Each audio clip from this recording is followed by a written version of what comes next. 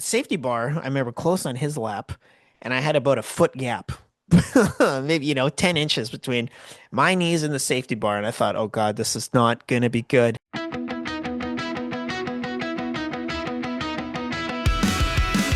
When you were a kid, telling lies was just part of life.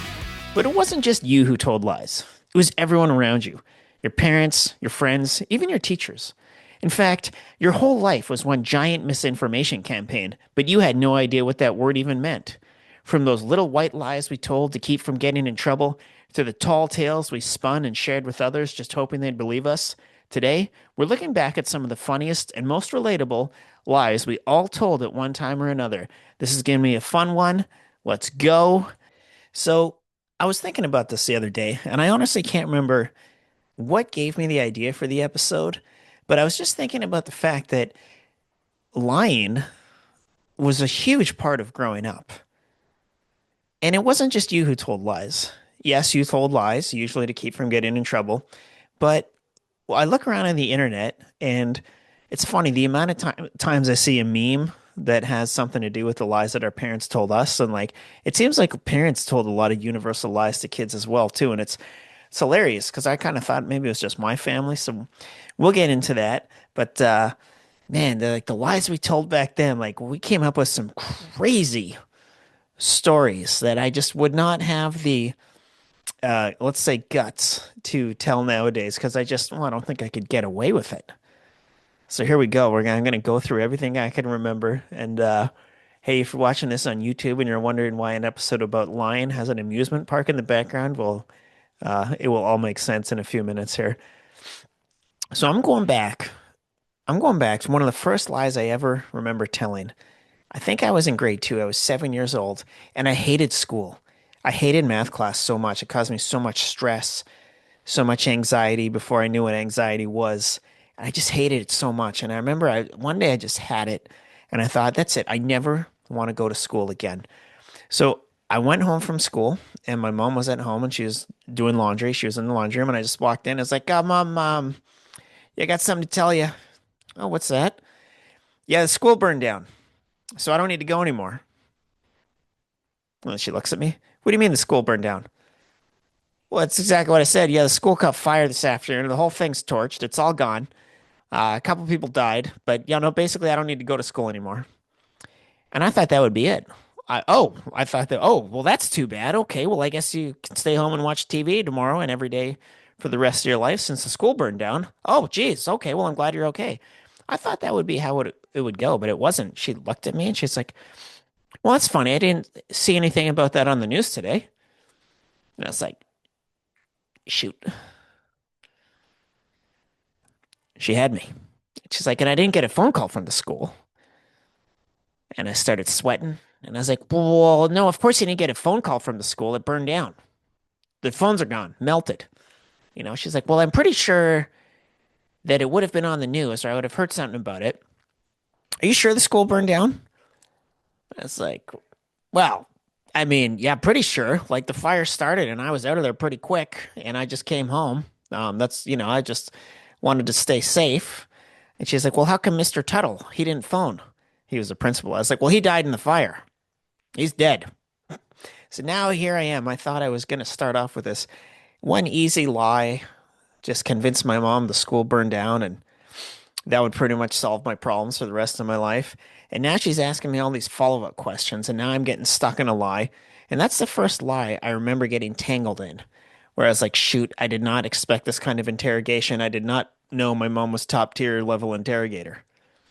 I thought she was pretty like naive and just she'd fall for this in a second. It wasn't the case at all. Of course, eventually it came out that like I had made the whole thing up, but I didn't admit it entirely. Well, I was like, well, oh, well, maybe it all didn't burn down. I thought it did. I guess I'll go tomorrow and look. I'll just go see. And if it is okay, if it's, a couple classrooms are left, I guess I'll muster the courage and I'll go tomorrow. Shoot. But like, man, she had me. They did not believe me for a second. And I was so taken aback that my lie didn't work. It was stressful. It's nothing worse than when your lie isn't working out. So my mom busted me for that one. Like, she got that one out pretty quick. My mom was involved in another big lie that I was told as a kid. Now, this was from my friend Steve. We were friends when we were kids. We used to play everything together, street hockey, ball tag, whatever, hide and seek, everything, right? Guns. And we were just hanging out one day. I think we were playing street hockey or something. And out of nowhere, Steve starts telling me this crazy story about this kid on his soccer team, this thing that happened during a soccer game. I'm actually a little surprised I'm sharing this story. It's kind of weird, but hey, I'm sharing the story, okay? Anyway, Steve tells me he's like, yeah, I had a soccer game on the weekend and something crazy happened. It's like, oh yeah, what happened? Well, there's this kid on my team and he got attacked one night. He got attacked by a guy with an axe and he cut off most of his private parts and they were just hanging on by a thread. And at the game, he got kicked in the groin and his whole private parts went flying out of his shorts like 10, 15 feet in the air and just lay on the field and they had to stop the game and sew him back on. Are you serious? Oh yeah, 100%. That's crazy. I can't believe that. And of course, sure thing. First thing I do is go tell my mom, be like, Mom, you won't believe what happened to this kid on Steve's soccer team. He got attacked by a guy with an axe and he chopped off most of his private parts and he got kicked in the groin at the game and his private parts flew 30 feet out of his pants and they had to sew it back on in the middle of the game in front of everyone. Can you believe that? And my mom's just looking at me. She's like, No, Adam, that's not true. That didn't happen. Steven is lying to you. I was like, what do you mean Steven is lying to me? Why would Steve lie to me? He's never lied to me.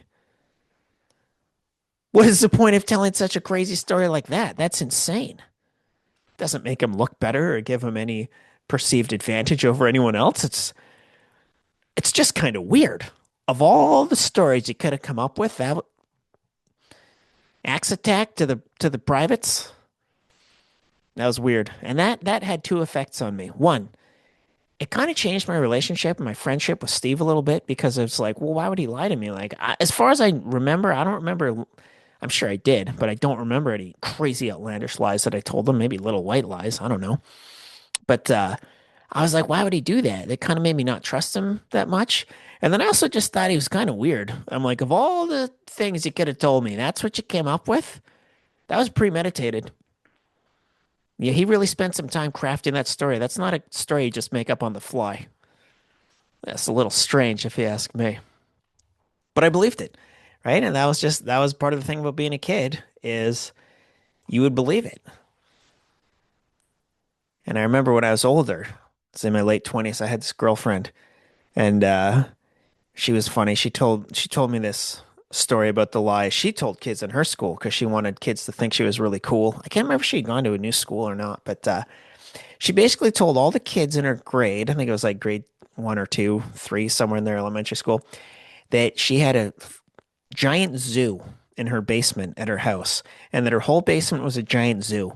And she had all kind of animals like lions, tigers, bears, monkeys, elephants, right? Everything, a full-on zoo in her basement. And all these kids believed her. And they were like, of course they wanted to come see the zoo, and she couldn't let them because then, she'd be caught out as a liar.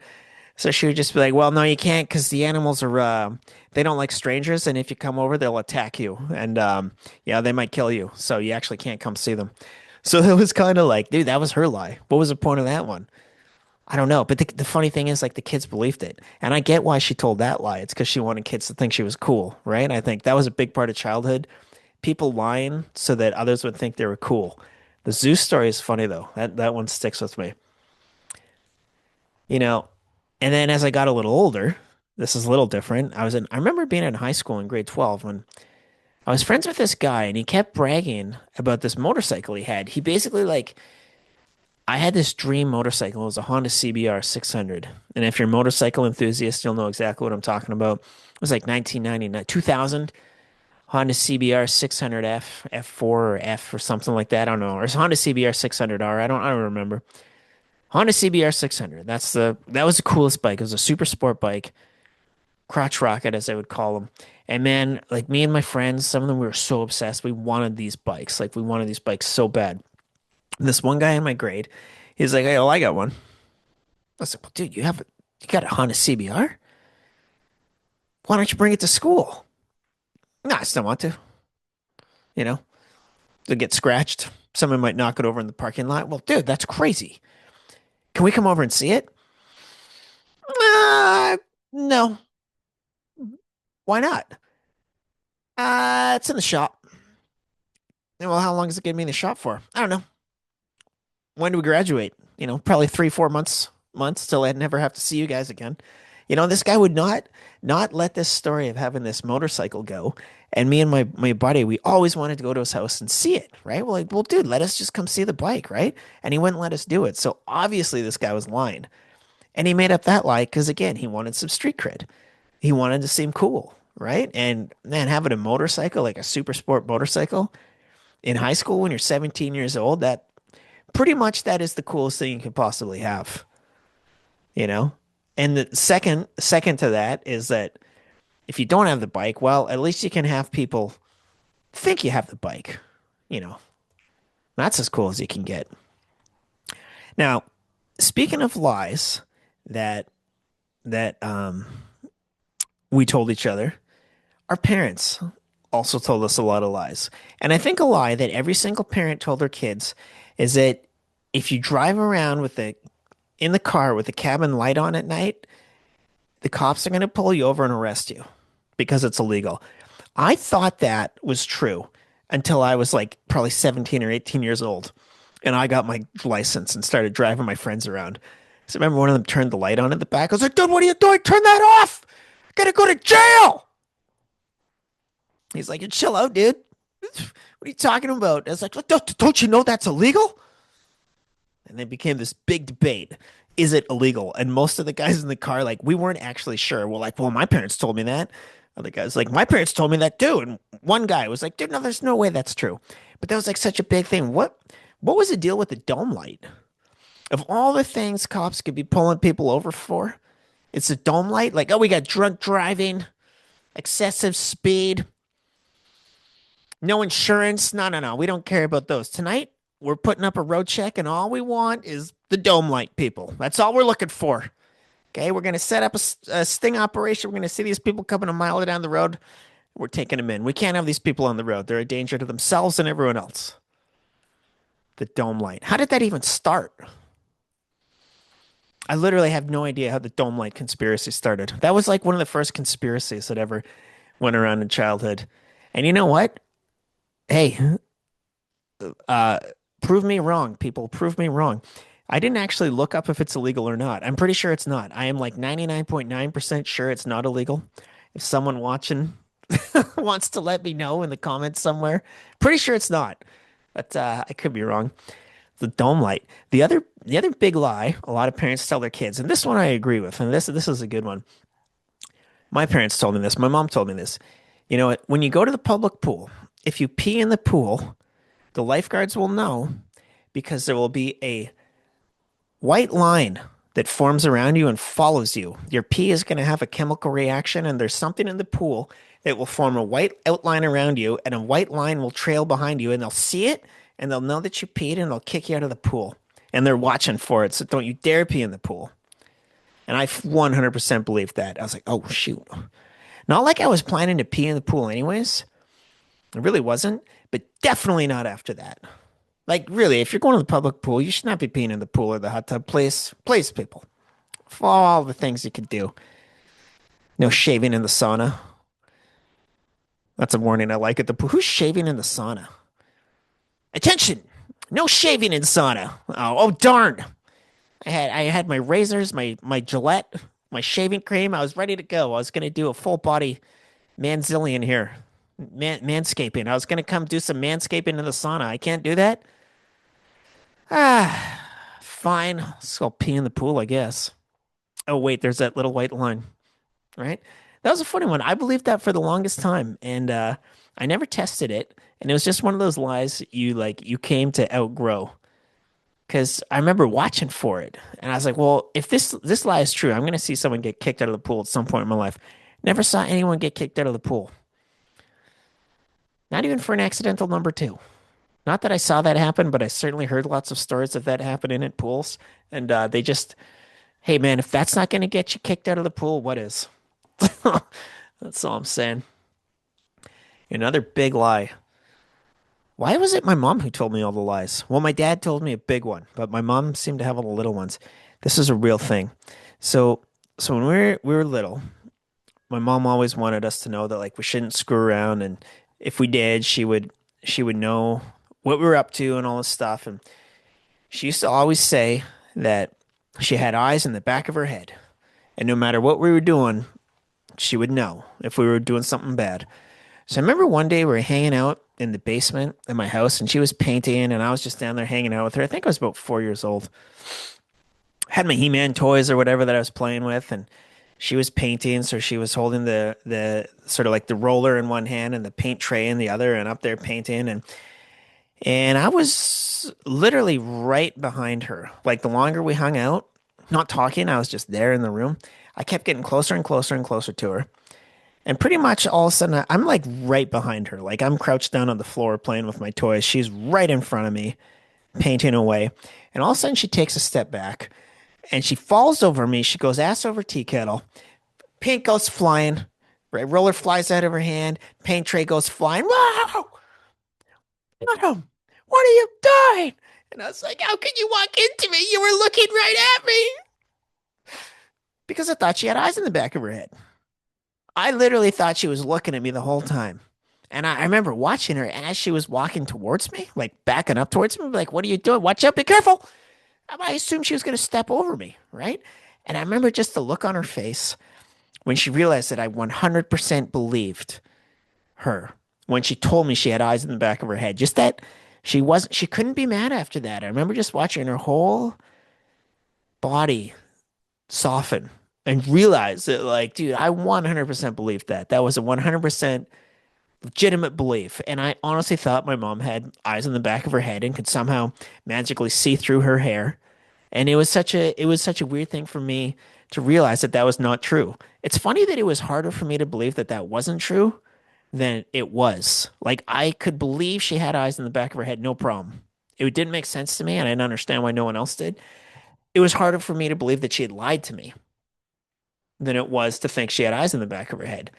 I love that mindset. I just can't believe how trusting kids are. That's crazy. Could you imagine believing anything like that today? That's crazy. Now here comes the big lie. And it was the lies our parents told us. And this one is my dad. My dad told me a big lie. Too big. Now this had to do actually if you watch the last episode, it was about family vacations. This story didn't come up in that one, and I kind of wish it had. We're gonna have to do a part two of that episode. We there's a lot of stuff we could have talked about that we didn't. When I was 4 years old, my parents took us to Disneyland. So my older brother, my mom, and my dad, we drove down to California in a blue Dodge van. I can't believe how much gas I must have taken back when gas was affordable. You could drive to California, and not have it break the bank. Drove down to California, went to Disneyland.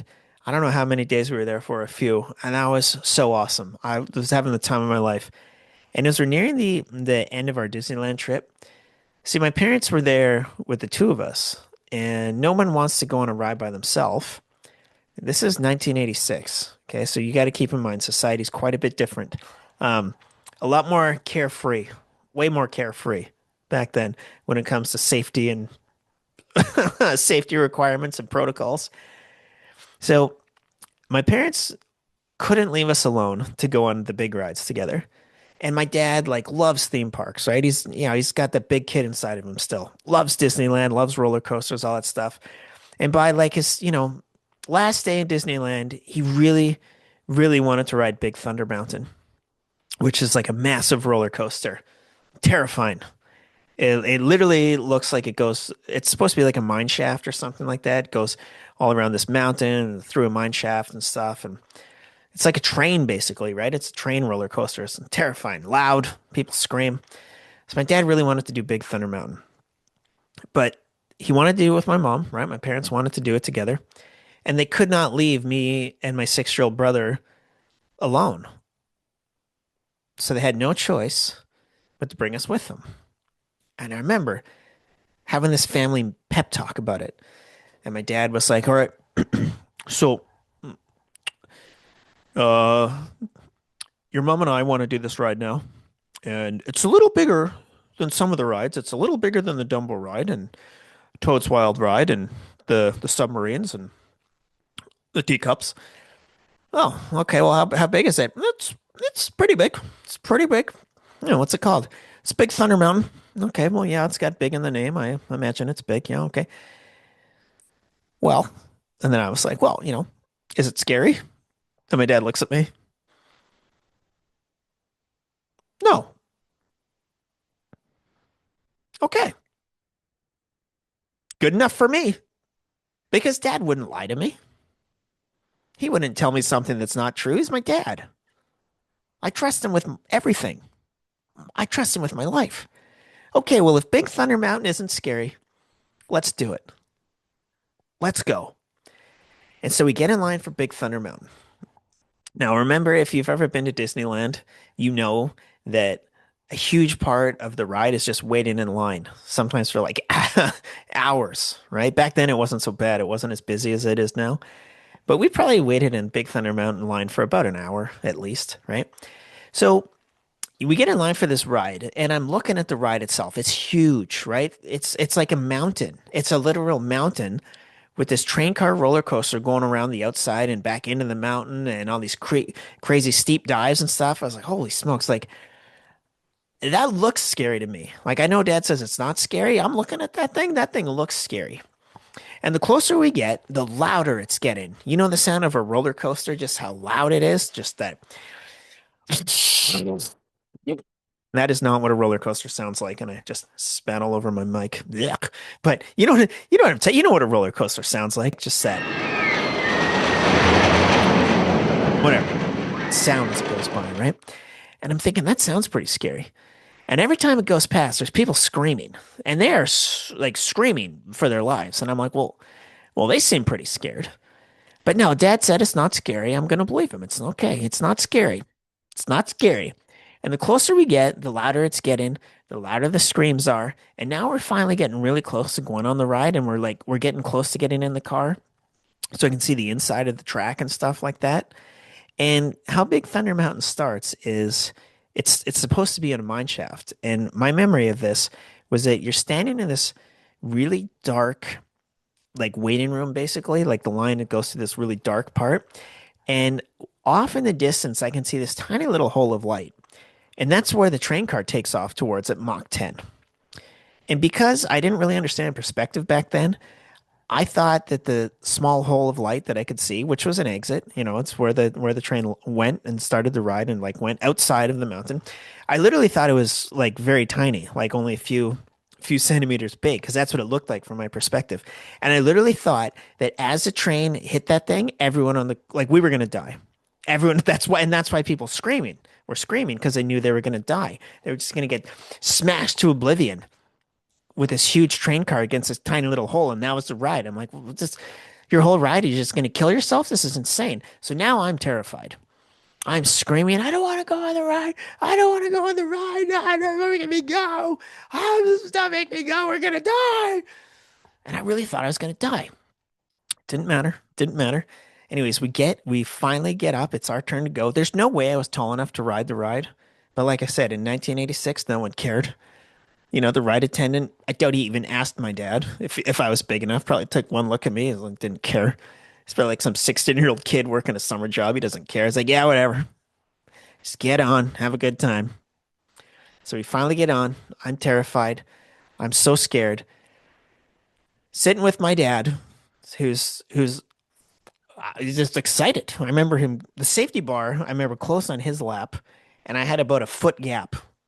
Maybe 10 inches between my knees and the safety bar, and I thought, oh god, this is not gonna be good. And all of a sudden we take off and we're being catapulted towards this tiny little hole that I think we're gonna be smashed to bits on. And as we're getting closer and closer and closer to this hole, it's getting bigger and bigger and bigger, and I start to realize, oh, maybe we're not gonna die, maybe we're not gonna die. And all of a sudden we're through the hole, and now the real terror starts, because as soon as we're through that hole, we're on this massive drop. And my dad slammed against me. Boom! Just, we take a sharp corner. My dad slammed against me. Then we go the other side. I fly across the seat, slam into my dad, and coming up and out of the safety bar, and my dad just kind of like puts his leg over my thighs, and we take a huge another steep dive and another sharp turn. My dad slams into me again. It's like I might as well have been like a cowboy riding a bucking bronco. It was unreal. I was terrified, screaming, crying. I was so mad at my dad. Thought I was gonna die. Finally, after the most terrifying experience of my life, terrifying 2 minutes of my life, the train pulls into the station. My dad is sitting there, woo! Woo! He looks over at me. I'm just having a nervous breakdown. Just, I hate you so much. I hate you. You lied to me. You know? I remember that moment. It was so bad for so many reasons. And it was so bad because I was so scared. I thought I was gonna die. I really did. And I could have. I think I could have been one of those kids who went flying out of the car because the safety bar wasn't even touching me, right? The safety bar on that ride was my dad's leg over my thighs, and he was getting tossed around just as much as I was. My dad, the paramedic, and I remember like being so scared, but also like, dude, like just so broken that my dad. I felt like he betrayed my trust. That he had kind of like taken advantage of my naivety. Now, I don't blame him. Okay, I'm not, as an adult, I'm not like bringing this up in counseling. Well, it all stems back to Big Thunder Mountain. That's where it all went wrong. No. But it's just like, as a kid, that's how I felt. Now it's a funny story to me. But that was like, dude, that was such a game changer because that rocked my whole world and it shattered the illusion of what parents are. Because now I add this to the fact that my mom lied to me about having eyes in the back of your head. My dad lied to me about Big Thunder Mountain isn't scary. Your parents aren't supposed to lie. They're the ones who tell you to always tell the truth. Steve's making up crazy stories about private parts flying out of people's pants at soccer games. It's like three of the most trusted people in my life all lied to me about something. And it was like, I would say that it shattered my illusion of an honest world where I was always told to tell the truth. And it's good that it got shattered because everyone lies. Everybody lies. Lying is part of life. And as you get older, you don't stop lying. You just get better at it and you get more tactical with it, right? Think about all the times you called in sick to a job you hated or didn't want to go to. You weren't sick. You just didn't want to go. But you can't phone up your boss and be like, yeah, hey, it's Adam. Yeah, listen, I'm not going to come in for my 5 a.m. morning shift at McDonald's tomorrow because I don't want to and I hate the job. But I'll be back on Tuesday because I need money. Okay, thanks. You can't do that. You got to make excuses. So lying is part of life. Anyways, this story, speaking about lies, I remember it. So I was probably like, I think I was like 18 or 19, still working at McDonald's. I know. But I remember this is probably like a Friday night. Steve was having a party at his house. Steve was the quietest, meekest guy growing up, but he had the best parties ever. The best parties I ever went to in my whole life were at Steve's house. I don't know what it was, but man, Steve had amazing parties. Anyway, Steve's having a crazy party. It's about like 11:30, and I was in full-on party mode, if you know what I mean. Okay, let you make of that what you will. And just having a blast. All my friends were there, everything, right? It was going so good, so much fun. And I was supposed to work the next day at 8 a.m. And it's like close to midnight. And I was nowhere near done partying. And I was just like, you know what? I'm not going to work tomorrow. There's no way I'm going to work tomorrow. So from Steve's kitchen, this was the days of no one had a cell phone. I don't even think Steve's family had a portable phone. So there's a full-on party going on everywhere upstairs. I'm in the kitchen, which is party central. And somehow think it's a great idea to phone in sick right then and there. Just let's do it. Strike while the iron's hot while I got the courage. So I phoned McDonald's. It's about 11:30, close to 12 at night. Good evening, McDonald's. Sarah speaking. Yeah, hey Sarah. Yeah, it's Adam. Not feeling very good. Gonna call in sick for my shift tomorrow at 8 o'clock in the morning. This is like silence on her end. Are you at a party? No. And in the background is just, woo! Party! Woo! Adam, get off the phone. This is a party. No, that's just the TV. Anyways, I'm sick. I won't be there tomorrow. I can't believe I didn't get fired for that one. But I didn't. I still remember that one. I can't believe I didn't get fired. But you know when someone did get fired, I had worked with this other guy. This guy took it to the next level. This guy called in sick for his closing shift, like 5 p.m. to midnight, right? On a Saturday. No one wants to work that shift. Dude calls in sick for his closing shift. That night around 10:30, a bunch of people roll in, obviously at a party or something.